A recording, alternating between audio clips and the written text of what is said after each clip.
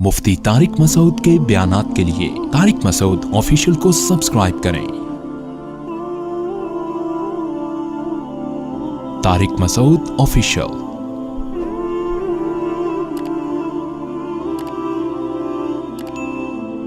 हदीस में आता है रसूलुल्लाह सल्लल्लाहु अलैहि वसल्लम ने फरमाया, मैंने मेराज की रात यूसुफ अलैहिस्सलाम को देखा। पूरी कायनात में इंसानों को अल्लाह ने जितना हुस्न बांटा है, अकेला आधा यूसुफ अलैहिस्सलाम को दिया है। यानी आप तसव्वुर कर लो ना, कोई दुनिया में हसीन से हसीन देखो, उसको करोड़ों से ज़रब दे दो आप। हर पैगंबर का एक मोजज़ा होता है ना। मोजज़े का क्या मतलब है? जो आपको आजिज कर दे, आप ये काम कर नहीं सकते, आपकी अकल हैरान हो जाए कि यार ये मुमकिन नहीं है। तो मूसा अलैहिस्सलाम लाठी को सांप बनाते, ईसा अलैहिस्सलाम मुर्दे को कहते जिंदा हो जा, जिंदा हो जाता। तो अकल हैरान होती है ना, यार ये कैसे हो रहा है। तो यूसुफ अलैहिस्सलाम का मोजज़ा क्या था? उनका हुस्न। इतने हसीन के देख के इंसान ये कह सकते थे कि ये झूठे पैगंबर नहीं हो सकते, इनको अलग से गॉड गिफ्टेड है, ये इतना हसीन इनको बनाया किसी वजह से। अब जाहिर है इतने हसीन, तो उन जो बादशाह की बीवी की नीयत खराब हुई, उसने दरवाजा बंद करके ताले लगाए और यूसुफ अलैहिस्सलाम को बुराई की दावत दी। अभी यूसुफ अलैहिस्सलाम ने जवानी की दहलीज पे कदम रखा है। इस वक्त इंसान के जज्बात अपने उरूज पर होते हैं, और फिर एक मुसाफिर भी हो, उसे पता है कि यहाँ मेरे लिए शादी करना इतना आसान नहीं है। फिर बादशाहों की बीवियां अक्सर हसीन तरीन औरतें हुआ करती हैं। बादशाह लोग थोड़ी बदसूरत औरत से निकाह करते हैं, तो वो भी जवान और बे इंतहा हसीन, और कोई बदनामी का खतरा नहीं है, बल्कि उसकी पेशकश को मुस्तरद करने में बदनामी का खतरा है। आप सोचो, इससे बड़ी किसी नौजवान के लिए आजमाइश हो सकती है?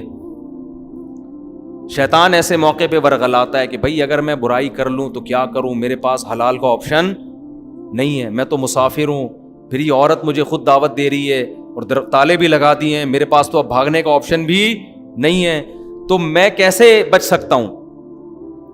तो ऐसे मौके पे ना शैतान क्या सिखाएगा? तावीलात। तो कुरान क्या कह रहा है? जब बुराई की दावत दी, यूसुफ अलैहिस्सलाम ने कहा माअज़ल्लाह, अल्लाह की पनाह, इन्नहु रब्बी अहसना मसवाया, मेरे रब ने मुझे इतना अच्छा ठिकाना दिया। मैं तो कुएं में था, वो मुझे उठा के महल में ले आया, तो अब मैं उस रब को नाराज नहीं कर सकता। देखो, ये नहीं कह रहे, कितनी सोचने की बात है। ये भी तो कह सकते थे कि अल्लाह मैं तो मजबूर हूं, मैं तो घर में आराम से रह रहा था, बालिग होता अब्बा मेरी टाइम पे शादी करा देते, ये तो मैं मुसाफिरों वाली जिंदगी गुजार रहा हूं। ये नेगेटिव पहलू भी निकाल सकते थे ना। लेकिन क्या कह रहे हैं? नहीं भाई, हम तो कुएं में थे, हम तो मर जाते वहां पे, या बाजारों में फरोख्त होके कहीं किसी झोंपड़े में भी जा सकते थे, लेकिन हमारे रब ने एहसान किया कि मुझे निकाल के कहां ले आया? बादशाह के महल में। तो उस एहसान का बदला मैं ये नहीं दूंगा कि मैं उस खुदा की नाफरमानी करूं। और बाज ने इस आयत का ये भी मफहूम बयान किया है कि जो बादशाह है वो मेरा रब है, उसने मुझे पाला है, मैं उसी की बीवी के साथ खयानत नहीं कर सकता। उसने दी अपने महल में, इसलिए थोड़ी ठिकाना दिया है कि मैं उसी की औरतों पे नजर डालना शुरू कर दूं।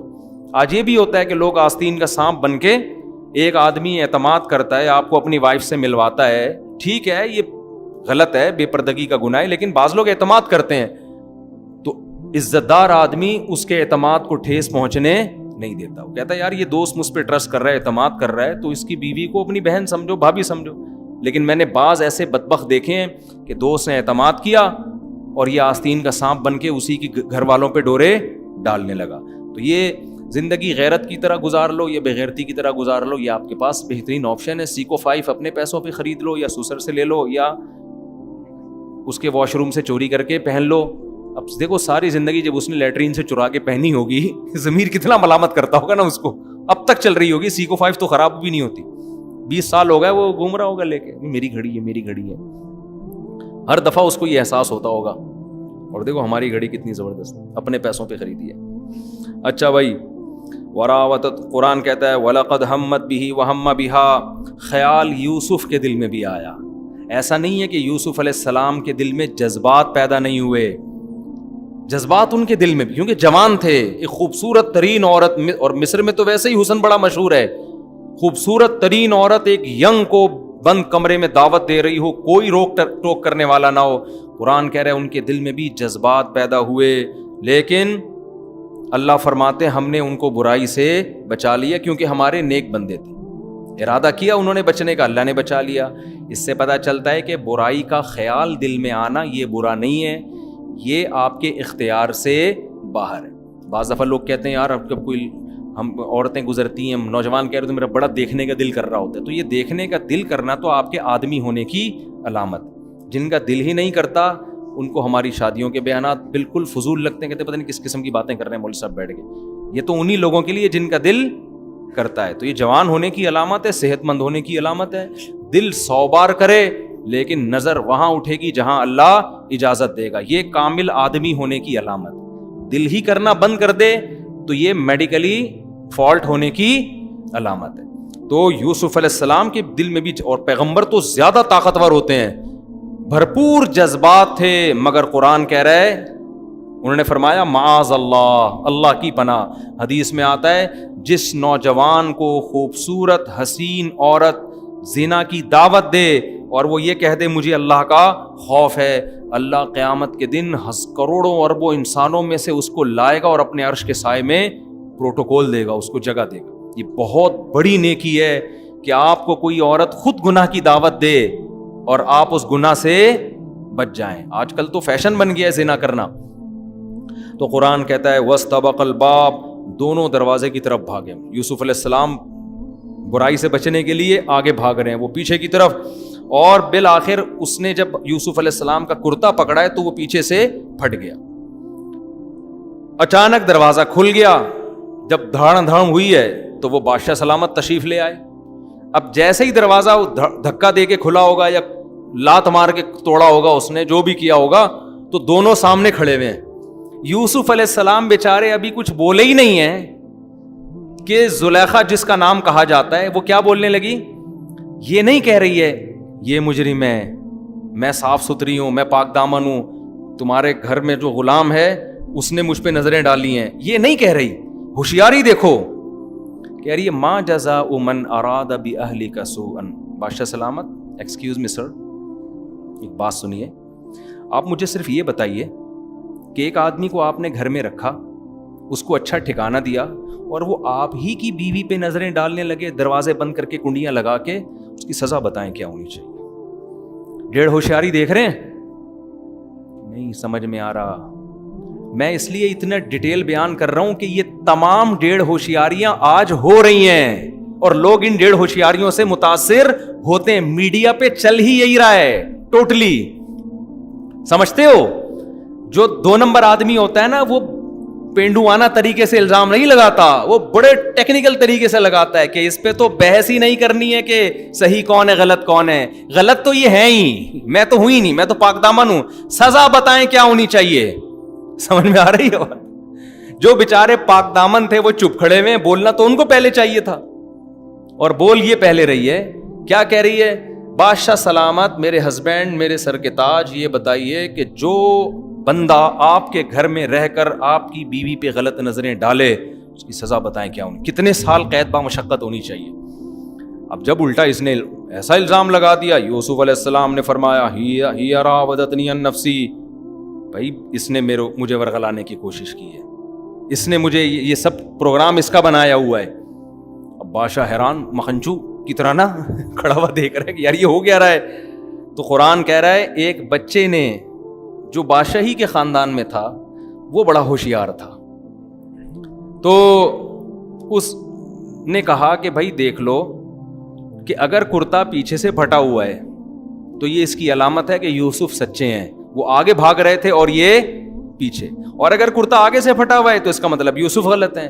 جب دیکھا تو کرتا پیچھے سے چر گیا تھا, وہ پھٹ گیا تھا. بادشاہ نے کہا کہ یہ ڈیڑھ ہوشیاری کس کی ہے, میری بیوی کی. یہ ہو نہیں سکتا نا کہ وہ آگے بھاگ رہے ہوں یہ پیچھے ہو اور کرتا آگے سے پھٹ جائے, یہ پاسبل ہے تو ممکن ہی نہیں ہے. تبھی کہتے ہیں نا چور ہمیشہ اپنے جرم پہ کوئی نہ کوئی ثبوت چھوڑتا ہے. ہمارے محلے میں ایک آدمی نے چوری کی, لڑکے نے کسی جنرل اسٹور میں چھت سے ٹاپ کے آیا اور مال اٹھا کے لے گیا, اور بڑے آرام سے گھوم رہا ہے. اگلے دن نا ویسے شیمپو وہ لگا کے پورا پرفیوم پتہ ہی نہیں چل سکتا تھا. پولیس نے انکوائری کی, پکڑا گیا. پولیس نے بولا یہی ہے. اب حیران کہ یار یہ پولیس کو پتہ کیسے چل گیا. پتہ چلا کہ وہ بھاگتے ہوئے نا ایک بٹن اس کا اٹک گیا تھا وہاں. بٹن سے پولیس نے پہچانا ہے کہ وہی شرٹ پہ وہی بٹن لگا ہوا ہے, ایک بٹن کیا ہے غائب تھا اس کا. سمجھ رہے ہو, چور کو یہ نہیں پتا چلا کہ میرا بٹن کیا ہے, پولیس نے اس بٹن سے بندہ نکالا ہے. پولیس اگر کرنے پہ آ جائے نا تو بہت کچھ کر سکتی ہے, نہیں کرنے پہ آئے تو پھر دوسری شادی بھی نہیں کر سکتی وہ. اچھا, تو قرآن کہتا ہے اس کو ہم 2 دن میں ڈیوائڈ کر دیں گے, آج پوری ختم نہیں ہو سکتی. تو اللہ فرماتے ہیں کہ بادشاہ نے کہا کہ انہو من کیدکنا, جب دیکھا کرتا پیچھے سے پٹا ہوا ہے, بادشاہ نے اپنی بیوی سے کہا یہ تیری تدبیر ہے, تو بڑی چالاک عورت ہے. اب میاں بیوی کا پھٹا اسٹارٹ, اور کہنے لگا ان کیدکنا عظیم, یہ صرف تیری چالاکی نہیں ہے, تم عورتیں ہوتی ہی بڑی چالاک ہو. جب کسی بندے کو بدنام کرنے پر آ جاؤ تو تمہاری تدبیریں بہت خطرناک ہوتی ہیں. سیکھ لو, آپ کو میں سمجھا رہا ہوں. ان کیدکن عظیم, تم عورتوں کی تدبیریں ہوتی ہی ایسی ہیں. جب کسی کو رسوا کرنے پر ساری عورتیں ایسے نہیں ہوتی جو بیان سن رہی ہیں, ان کے علاوہ کے بارے میں اس نے کہا تھا. لیکن اب بادشاہ کو اپنی عزت کا بڑا خطرہ ہوتا ہے. آپ کو پتا ہے بادشاہ اگر اپنی بیوی کو تھپڑ لگاتا, طلاق دیتا, کچھ بھی کرتا, لوگ پوچھتے کیوں چھوڑا. یہ کیس سامنے آتا کہ گھر میں ایک بچہ تھا, لڑکا تھا, اس پہ بیوی عاشق ہو گئی تھی, تو بدنامی کس کی تھی؟ بادشاہ کی. ایسے موقع پہ بڑے لوگ اکثر ایسے کیسز کو کیا کر دیتے ہیں, دبا دیتے. یار جتنی بھی بیوی نے بغیرتی کا کام کیا ہو نا, بغیرتی برداشت کرنا آسان ہے, بےزتی برداشت کرنا آسان نہیں. ٹھیک ہے نا, بےزتی افورڈ نہیں کر سکتے. تو فوراً وہ بھی ہوشیار کیا کہنے لگا یوسف علیہ السلام کو, یوسف اعرض عن ھذا, یوسف چھڑ پرے. اعرض اعراض کر, یعنی اس کو پنجابی میں چھڑے, مٹی پا, بس چھڑ یار, اب اس مسئلے کو کائنڈلی زیادہ اچھالنے کی کوشش نہ کرنا, بس چھوڑ دے. واستغفری لذنبک, اور بیوی سے کہنے لگا تو بھی توبہ استغفار کر لے, مسٹیک تجھ سے ہوئی ہے, بس میں اب اس مسئلے کو اچھا نہیں رہا. دیکھو آئندہ ایسا نہیں ہونا چاہیے, ٹھیک ہے نا, آئندہ تھوڑا احتیاط کرو. انکی کنتی من الخاطئین, اور کہنے لگا غلطی 100% تیری ہے, لیکن میں تجھے کوئی سزا نہیں دے رہا, تو سوری کر لے بس. اور یوسف علیہ السلام نے سے کہا کہ تم کیا کر لو, مٹی ڈالو.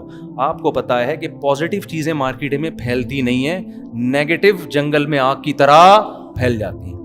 بادشاہ نے اپنی بیوی کو خاموش کرا دیا, حضرت یوسف کو, لیکن ظاہر ہے اس کیس کو سننے والے 2-4 اور لوگ بھی تھے. وہاں سے بالآخر بات ہر آدمی نے ایک تو کہا میں آپ کو بتا رہا ہوں, کسی اور کو بالکل بھی نہیں بتانا. اس نے کہا میں صرف تمہیں بتا رہا ہوں, ہرگز کسی اور کو نہیں بتانا کہ بادشاہ کے گھر میں یہ کیس ہوا ہے. ہوتے ہوتے 2-4 دن میں پورا مصر یہی باتیں کر رہا تھا, اور خاص طور پر خواتین زیادہ دلچسپی لے رہی تھی.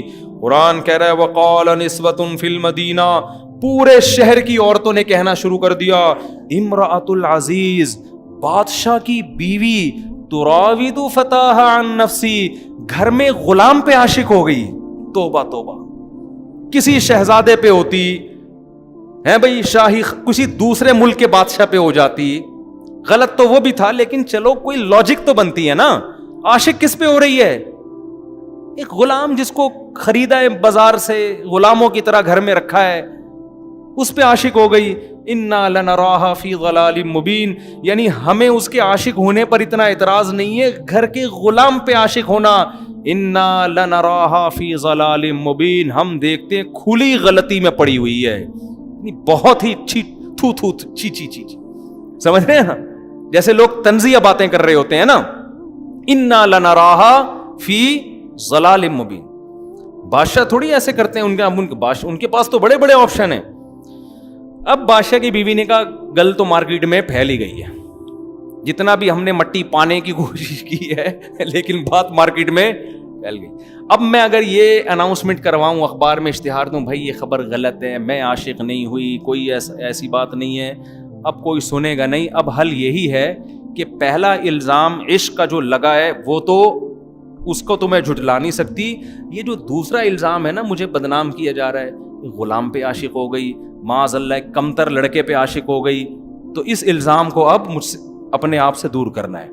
اب میں ان مدینہ کی تمام عورتوں کو بلا کے یوسف کی زیارت کرواؤں گی, اور پھر ان کو پتا چلے گا کہ میری جگہ تم بھی ہوتی تو تم نے بھی کیا ہونا تھا, عاشق ہی ہونا تھا اس کا. تاکہ یہ بدنامی، دیکھو انسان نا سب سے زیادہ اپنی عزت کی حفاظت پہ حریص ہوتا ہے اگر وہ عزت دار ہے. اگر وہ عزت دار نہیں ہے تو پھر اس کو عزت کی بالکل بھی پرواہ نہیں ہوتی. تو جب اس نے یہ دیکھا بادشاہ کی بیوی نے، فلما سمعت بمکرہن، جب سن لیا کہ میرے خلاف ایسی الٹی الٹی باتیں ہو رہی ہیں، ارسلت الیہن، تو شہر کی جو بڑی بڑی عورتیں تھیں نا، اونچے اونچے گھرانوں کی، ان کی دعوت کی، ان کو سب کو بلایا. ان کو یہ نہیں بتایا کہ میں تمہیں یوسف دکھانا چاہتی ہوں. وہ آتی نہیں، کہتی ہیں بس چھوڑ پرے، ہوگا نا بڑا خوبصورت ہوگا، بس چھوڑ رہنے دے، وہ جو ہونا تھا ہو گیا، پتہ ہے. اس نے کہا نا ان کو بتاؤ نہیں کہ میں کرنا کیا چاہ رہی ہوں، ان کو کھانے پہ انوائٹ کرو. وَأَعْتَدَتْ لَهُنَّ مُتَّكَأً، سب کے لیے گاؤ تکیے لگا دیے.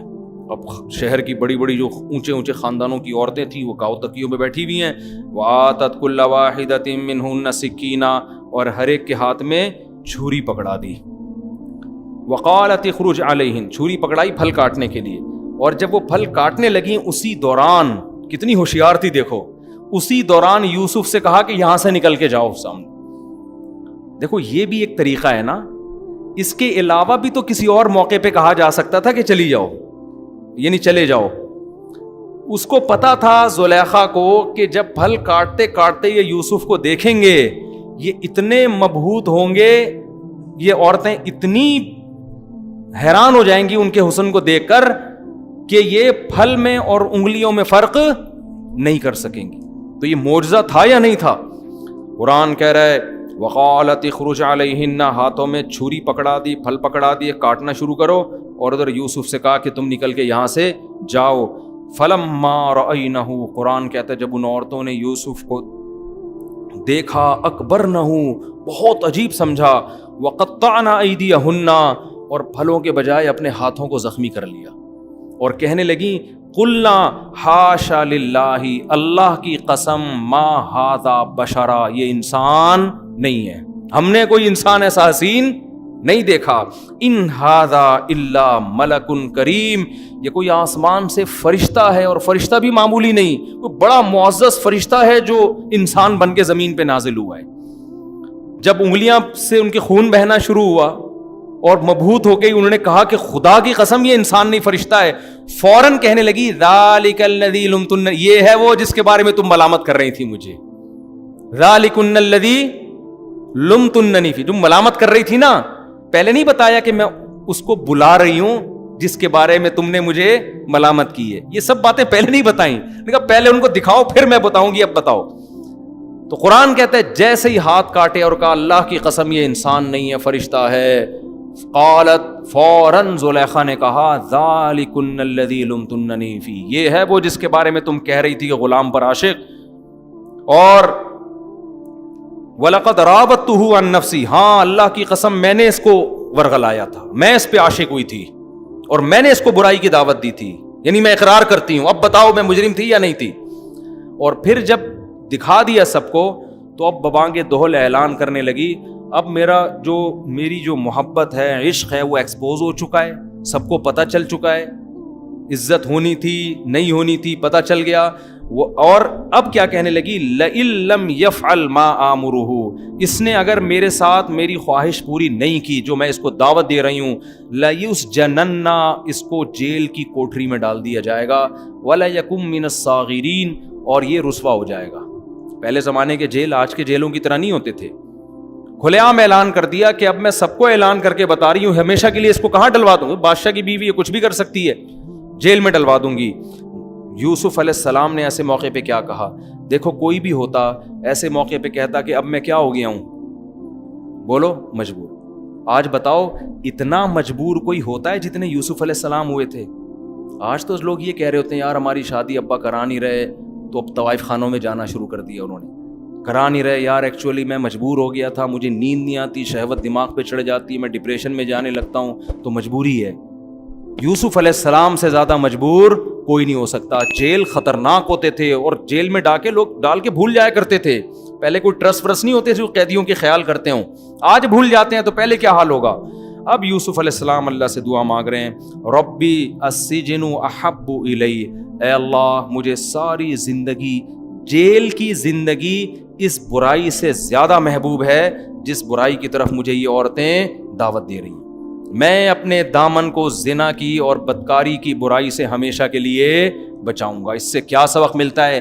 پیغمبروں نے شادیاں 4 8 10 کی ہیں, لیکن زنا کے قریب بولو نہیں. حالانکہ والد کے 2 شادیاں, اس کے بعد بھی حضرت یعقوب نے نکاح کیا ہے.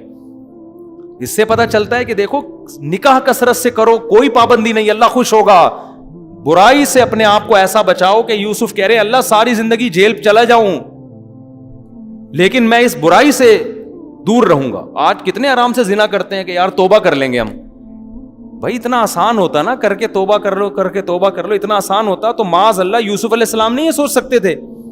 لیکن وہ کہہ رہے ہیں اللہ مجھے جیل کی زندگی زیادہ محبوب ہے اس برائی سے جس کی طرف یہ دعوت دے رہی ہیں. اور پھر اللہ سے توفیق مانگنے لگے. وَإِلَّا تَصْرِفْ عَنِّي كَيْدَهُنَّ, اے اللہ اگر تو نے اس وقت میری حفاظت نہیں کی تو میں انسان ہوں, بشر ہوں, میں ان کی طرف مائل ہو جاؤں گا.